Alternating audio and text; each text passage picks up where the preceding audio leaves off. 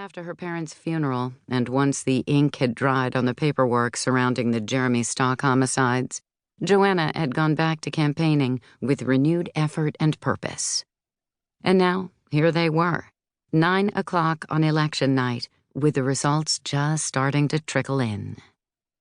Using a bottomless checkbook to fund his run for office, Don Hubble had been able to hire a professional campaign manager and campaign workers, while Joanna's effort had relied on an army of volunteers mobilized by two of her greatest cheerleaders, her first in-laws, Jim Bob and Ava Lou Brady, the parents of her long-deceased husband, Andy. When it came time to undo the pause button on the campaign, and once Joanna made the decision to continue her run for office, they had stepped up in a big way, functioning as her campaign co-chairs. Jim Bob might have been a novice when it came to local politics, but he knew almost everyone in town, if not in the county as a whole, and he wasn't afraid to ask for help. Ava Lou had served as the campaign's volunteer coordinator and was a killer when it came to door-to-door canvassing. She had also stepped in as a pinch-hitting grandmother and babysitter, looking after 5-year-old Dennis when late-night campaign events in far-flung corners of the county had kept Joanna, and sometimes her husband Butch Dixon as well, out on the road far past their son's bedtime. One item that had escaped Jim Bob's attention until the last minute was lining up a location for a post-election party, something that should have been done well in advance.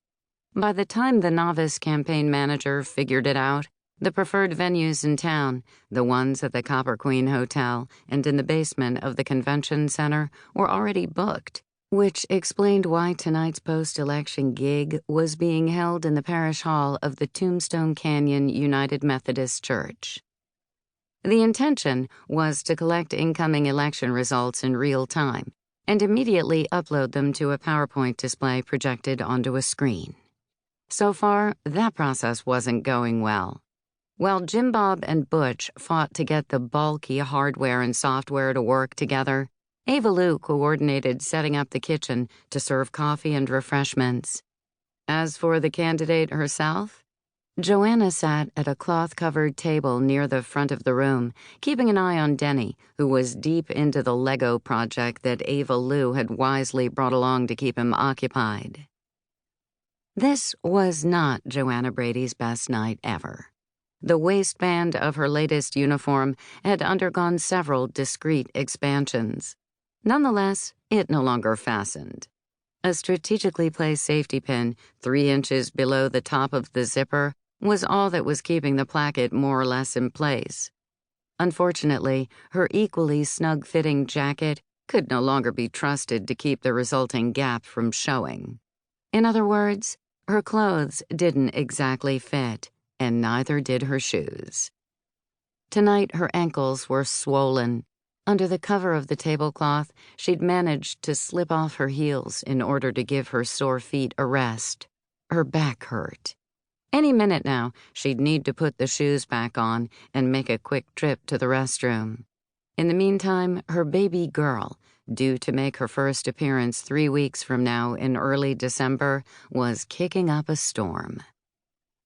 As guests began to meander into the room, the PowerPoint display finally went live, and numbers began coming in. That was also the same moment when Joanna's phone rang, with her daughter's photo showing in the ID window. "Hey, Mom," Jenny said. "How's it going?" This was not the time to mention either the swollen feet or the aching back. "Fine," Joanna said. "How are the returns looking?" Jenny had been intimately involved in both of her mother's previous campaigns. She knew about keeping election night vigils. Tonight, however, as a freshman at Northern Arizona University, she was 350 miles away in Flagstaff. "Just starting," Joanna replied. According to the screen, some of the smaller precincts have already reported in, mostly up around the northeast corner of the county, Bowie, San Simon, and Kansas Settlement. She paused. "Results from Elfrida and Portal just came in." "And?" Jenny prodded. "We've got a small margin so far."